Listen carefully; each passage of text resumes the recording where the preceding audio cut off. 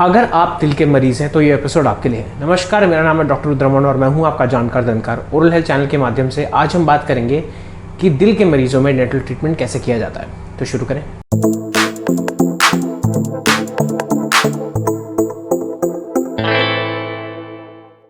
तो जैसे कि मैंने आपको पिछले एपिसोड में बताया कि हमने बात की थी हाइपरटेंसिव पेशेंट्स यानी कि बीपी पेशेंट्स का जो मरीज हैं जिनको बीपी की प्रॉब्लम है, उनका डेंटल ट्रीटमेंट में हम क्या कंसिडर करते हैं। और आज हम बात करेंगे कि हार्ट पेशेंट्स में जो डिफरेंट टाइप के हार्ट पेशेंट्स होते हैं उसमें क्या डेंटल मैनेजमेंट की कंसिडरेशंस होती हैं। तो कार्डियोवास्कुलर पेशेंट्स में हमें बहुत ध्यान रखना पड़ता है क्योंकि इनके पास दवाइयां बहुत सारी होती हैं। इनके हो सकता है स्टेंट ऑपरेशंस हो चुके हों और ये हाई रिस्क पेशेंट्स होते हैं स्पेशली ड्यूरिंग डेंटल ट्रीटमेंट।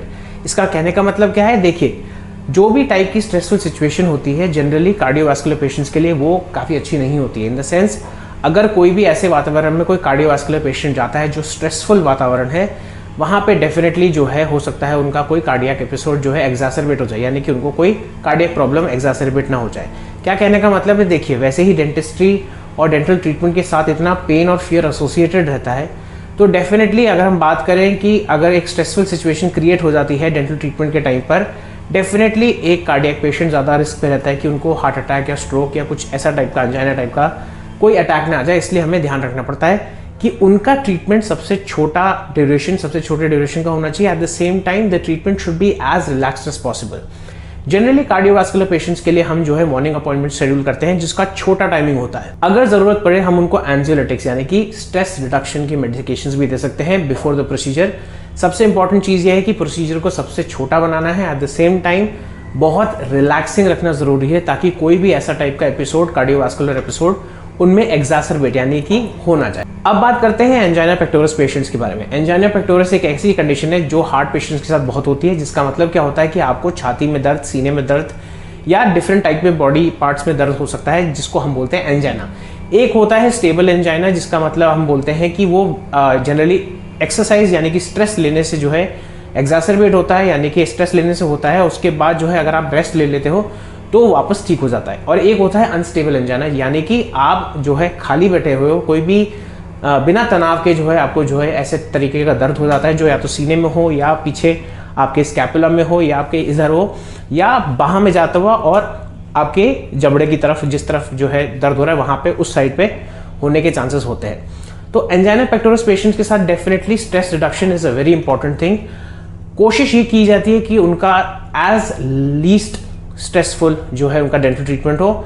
और प्रोफिलैक्टिक नाइट्रोग्लिसरीन यानी कि एक केमिकल होता है, एक मेडिसिन होती है नाइट्रोग्लिसरीन, जिससे एंजाइना का दर्द कम हो जाता है और एंजाइना का जो भी केमिकल है, जो केमिस्ट्री है वो कम हो जाती है, जिसकी वजह से पेशेंट्स को आराम मिल जाता है। तो कोशिश ये की जाती है कि अगर आपके पास एक एंजाइना पेक्टोरस का पेशेंट आता है, सबसे पहले आपको कार्डियोलॉजिस्ट की उनकी कंसल्ट लेने की और क्लियरेंस लेने की जरूरत है, क्योंकि उनके पास कोई ऐसी दवाइयां हो सकती हैं जो आपकी दवाइयों से इंटरेक्ट कर सकती है। एट द सेम टाइम एक चीज ये करते हैं डेंटिस्ट लोग कि प्रोफिलैक्टिक एंटीजी स्प्रे यानी कि नाइट्रोग्लिसरीन जो उसकी दवाई होती है एंजाइना की, वो आप पहले ही उनको दे दीजिए ताकि इसके चांसेस कम हो जाएं। अगर अनफॉर्चुनेटली पेशेंट को एंजाइना पेक्टोरस का अटैक डेंटल चेयर में आ जाता है तो हमें नाइट्रोग्लिसरीन रखनी चाहिए अपने क्लिनिक पे। एट द सेम टाइम उसको हर 5 मिनट में देना चाहिए। अगर ऐसा है कि 3 मिनट से ज़्यादा के बाद भी उनका एंजाइना रिलीव नहीं हो रहा है तो इसको आप एक मायोकार्डियल इन्फेक्शन यानी कि हार्ट अटैक समझिए और अपना डेंटल प्रोसीजर स्टॉप करके इमीडिएटली पेशेंट को एम्बुलेंस से ट्रांसफर करके हॉस्पिटल ले जाइए। वो सबसे ज़्यादा इंपॉर्टेंट है। ये episode actually not only for cardiac patients है but also for the dentist, जो हमारे नए डेंटिस्ट, जो उभरते डेंटिस्ट हैं, बडिंग डेंटिस्ट हैं, जो देख रहे हैं और उनको लगता है कि ये चीज़ उनको बताने की ज़रूरत है कि अगर उनके पास कोई कार्डियक पेशेंट आता है तो उनका ट्रीटमेंट या मैनेजमेंट के कंसिडरेशंस कैसे होते हैं। अब बात करते हैं मायोकार्डियल इन्फेक्शन पेशेंट्स की, यानी कि हार्ट अटैक पेशेंट्स की। Generally 6 months of an episode जो मायोकार्डियल इन्फेक्शन हुआ या कार्डियक अरेस्ट हुआ, उस केसेस में हम ट्रीटमेंट नहीं करते हैं until unless it's an absolute emergency, यानी कि उनको कोई एब्सेस हो गया या कोई बहुत बड़ा पस वाला उनमें एक there is a risk versus benefit वाली चीज़ आती है जिसमें हमें वो ट्रीटमेंट करना ही पड़ेगा because it is an emergency treatment. Otherwise हम सारे इलेक्टिव ट्रीटमेंट्स को रोक देते हैं और डेफिनेटली एक कार्डियोलॉजिस्ट से कंसल्ट लेते हैं जिसमें उनके कोई भी थेरेपी चल रही हो, यानी कि एंटी कोआगुलेंट थेरेपी चल रही हो या एंटी प्लेटलेट थेरेपी चल रही हो, उसके बारे में हम पता करेंगे कि वो रोकने की ज़रूरत है। हालांकि आजकल की गाइडलाइंस कहते हैं वो रोकने की ज़रूरत नहीं है। एट द सेम टाइम हमें देखना ये ज़रूरी है कि कोई भी इन्वेजिव सर्जरी को हम जितना अवॉइड कर सकते हैं वो करेंगे।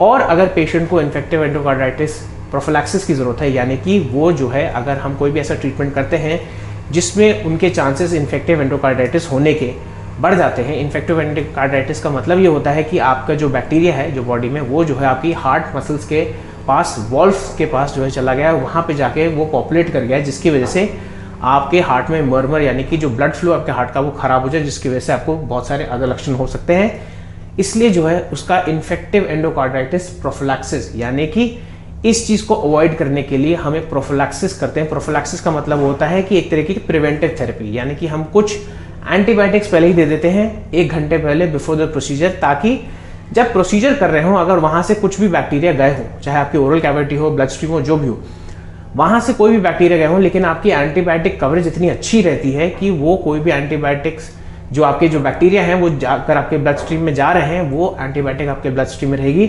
और उस बैक्टीरिया को न्यूट्रलाइज कर देगी। तो बात करते हैं इंजेक्शंस की। अगर हम बात करें डेंटिस्ट्री में लोकल एनेस्थेटिक्स बहुत यूज होते हैं। अगर हमारे पास कोई हार्ट पेशेंट आता है तो हम अवॉइड करते हैं लोकल एनेस्थेटिक विद एड्रेनालिन या एपिनेफ्रिन जिसको बोलते हैं, उसको हम अवॉइड करते हैं, क्योंकि इससे जो है हार्ट की रिदम में थोड़ा सा ऑल्ट्रेशन आ सकता है। डेफिनेटली जो श्रोता देख रहे हैं वो हार्ट पेशेंट्स हैं, इसमें आपका सिर्फ कर्तव्य यह है कि आपको बिल्कुल स्पष्ट तरीके से बताना है अपने डेंटिस्ट को कि आपको क्या क्या प्रॉब्लम है और क्या क्या जो है आपको दवाई ले रहे हैं, और बेस्ट पॉसिबल तरीका है अपनी हिस्ट्री बताने के अलावा आपको जो है सारे पर्चे ले जाने, ताकि आपके डेंटिस्ट ये पुष्टि कर सकें कि आपको क्या प्रॉब्लम है। एंड डेफिनेटली जो है हम जितने भी जो है कंसिडरेशंस या प्रिकॉशंस हमें लेने अपनी तरफ से, वो हम आपके ट्रीटमेंट के लिए ले सकें। इन्फेक्टिव एंडोकार्डाइटिस वाले पेशेंट्स, यानी कि जिनको इन्फेक्टिव एंडोकार्डाइटिस हो चुका है, उनके लिए कुछ चीज़ों को ध्यान रखना जरूरी है। एज ए प्रिवेंटिव थिंग आपको मेक श्योर करना है कि आपकी गम हेल्थ यानी कि मसूड़े की हेल्थ बिल्कुल अच्छी रहनी चाहिए, क्योंकि कोई भी टाइप का बैक्टीरिया अगर आपके जो है मुंह में है वो आपकी ब्लड स्ट्रीम से कहीं भी जा सकता है। और डेफिनेटली अगर आपको इन्फेक्टिव एंडोकार्डाइटिस हो चुका है, यानी कि आपके जो है हार्ट के वॉल्स में थोड़ा सा बैक्टीरियल पॉपुलेशन हो चुका है, definitely you are more susceptible to getting infective endocarditis और समथिंग इवन वर्स। तो आपको जो है ध्यान रखना है, जिन लोगों को इन्फेक्टिव एंडोकार्डाइटिस हो रखा है, प्लीज इस चीज का ध्यान रखिए कि आपको अपनी ओरल हेल्थ और हाइजीन बिल्कुल अच्छे से, बिल्कुल बढ़िया तरीके से चकाचक रखने की जरूरत है। तो एक चीज होती है जिसको हम बोलते हैं इन्फेक्टिव एंडोकार्डाइटिस प्रोफिलैक्सिस, यानी कि हम जो है प्रोसीजर के 1 घंटे पहले जो है आपको एक एंटीबायोटिक देते हैं या एक कॉम्बिनेशन ऑफ एंटीबायोटिक्स देते हैं, ताकि आपके जो ब्लड है उसमें कवरेज रहे एंटीबायोटिक की, जिससे आप जो है पूरी तरीके से सिक्योर रहें। अगर कोई बैक्टीरिया होता है, यानी कि ट्रीटमेंट के टाइम पे कोई भी बैक्टीरिया आपके मुंह से आपके ब्लड स्ट्रीम के थ्रू अगर वो चले जाते हैं आपके हार्ट वार्ट के आसपास, तो आपकी बॉडी में इतना एंटीबायोटिक्स होते हैं ताकि जो है वो कवर्ड रहे और कोई भी आगे प्रॉब्लम ना हो। अब बात करते हैं एरिथमिया या डिसरिथमिया पेशेंट्स के बारे में। एरिथमिया का मतलब क्या होता है? आपका जो हार्ट होता है ना, वो एक तरीके से धड़कता है, उसका एक पर्टिकुलर पैटर्न होता है जिसको हम बोलते हैं लब डब ऐसे करके। बहुत सारे पेशेंट्स में फॉर वट एवर रीजन जो है ये पैटर्न हो सकता है डिस्टर्ब है, यानी कि किसी के चक्कर में मसल फाइबर अगर बहुत ज़्यादा थिक है या कोई और रीजन है या कोई कुछ भी रीजन, बहुत सारे रीजन होते हैं, उसमें बहुत सारे आपके पैटर्न्स होते हैं। अगर ऐसा केस है तो आपको एक एरिथमिया पेशेंट्स बोलते हैं। इसका मतलब क्या होता है कि आपका जो दिल के धड़कने का पैटर्न है वो यूनिफॉर्म नहीं है, जिसकी वजह से हो सकता है आपका जो ब्लड आपके बॉडी में पंप हो रहा है वो थोड़ा डिफरेंट तरीके से, यानी कि इराटिक तरीके से जो है पंप हो रहा हो, जिसकी वजह से प्रॉब्लम्स हो सकती हैं, जैसे कि आपको बेहोशी हो सकती है, आप फेंट फील कर सकते हो सकता है आप कोलैप्स भी कर जाओ। तो इस चीज का आपको ध्यान रखना है। अगर आप एक एरिथमिया के पेशेंट हैं और आपको एक एरिथमिया का अटैक आता है जिसके कोई भी लक्षण होते हैं, जैसे कि आपको फेंट लग रहा है या आप लॉस ऑफ कॉन्शियसनेस हो गई है, तो हम सब कुछ छोड़ के सबसे पहले आपको सप्लीमेंटल ऑक्सीजन देंगे। एट द सेम टाइम आपको मॉनिटर करेंगे। देखिए हर क्लिनिक में ईसीजी मॉनिटर नहीं होता है, लेकिन बेस्ट ऑप्शन रहता है कि हम आपका SpO2 चेक करते रहें और आपका जो है रिदम पैटर्न देखते रहें। डेफिनेटली उसमें तब पता नहीं चलेगा, लेकिन अगर आपके लक्षण जो है जल्दी नहीं सुधरते हैं तो डेफिनेटली जो है इसको हम एक इमरजेंसी मान के आपको सबसे पहले एम्बुलेंस में बिठा के हॉस्पिटल ले जाएंगे।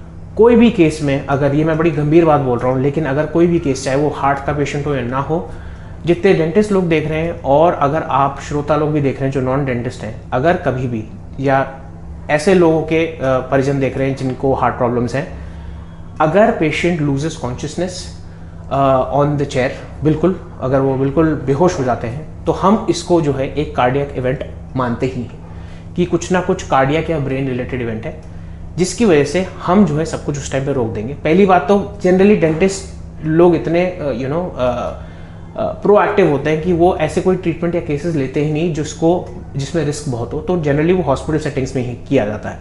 लेकिन मान लीजिए कि किसी का अनडिस्कवर्ड कोई हार्ट डिजीज़ है, कुछ है, लेकिन अगर ऐसा कुछ होता है तो डेफिनेटली हम सब कुछ स्टॉप करके जो है इमीडिएटली इवैक्यूएशन करके आपको हॉस्पिटल ले जाएंगे, ताकि आप सुरक्षित रहें, सेफ रहें। बिकॉज जो पहला घंटा होता है, जिसको हम गोल्डन आवर बोलते हैं, कोई भी टाइप का एक्सीडेंट हो या कोई भी टाइप का सेरेब्रोवास्कुलर एक्सीडेंट हो या कोई भी टाइप का हार्ट रिलेटेड, कार्डियोवास्कुलर रिलेटेड या मेडिकल इमरजेंसी हो, उसमें पहला घंटा बहुत इंपॉर्टेंट है। तो सबसे इंपॉर्टेंट चीज़, जो लोग देख रहे हैं, जो श्रोता देख रहे हैं, जो डेंटिस्ट भी नहीं है, जो नॉर्मल लोग देख रहे हैं, अगर आपके पास ऐसा कुछ, आपके सामने ऐसा कुछ होता है, कुछ मैं जागरूकता की बात करना चाहता हूँ कि अगर आपको लगता है कि ऐसा कुछ हो रहा है तो CPR अपनी तरफ एक चीज़ अच्छी है, लेकिन अगर आपको बेस्ट ऑप्शन है कि सबसे पास में हॉस्पिटल है, प्लीज़, और अगर आपके पास संसाधन है कि जैसे कि आपके पास गाड़ी है, एम्बुलेंस आने में टाइम लग रहा है, तो प्लीज़ उनको गाड़ी में डालिए, लिटाइए और ले जाइए। ये एक मेरी अपील है लोगों से, क्योंकि बहुत सारे लोग अपनी जान खो बैठते हैं, उनको आगे जाके बड़ी प्रॉब्लम हो जाती है, क्योंकि उस टाइम पे उनके ब्रेन तक इतनी ऑक्सीजन नहीं पहुंची, जिसकी वजह से बहुत सारे लोगों की लाइफ ख़त्म भी हो जाती है unfortunately. Eight the same time उनकी क्वालिटी ऑफ लाइफ ख़राब हो जाती है, क्योंकि हम उस टाइम पे जल्दी सोच नहीं पाते। सबसे इंपॉर्टेंट चीज़ है, पहला घंटा बहुत इंपॉर्टेंट है, और उसी में आपको पेशेंट को हॉस्पिटल पहुंचाना है, क्योंकि डॉक्टर्स जो है वो इतने ट्रेंड होते हैं, उनका फोकस इतना अच्छा होता है इमरजेंसी मेडिसिन वालों का, कि उनको पता है क्या करना होता है। तो ये चीज़ मैं आपको बताना चाहता हूँ, क्योंकि किसी की जान अगर बच सकती है तो ये बहुत ज़रूरी है कि उसकी जान बचाई जाए। हर एक जान अमूल्य है, बहुमूल्य, अमूल्य। तो प्लीज़ इस चीज़ का ध्यान रखिए।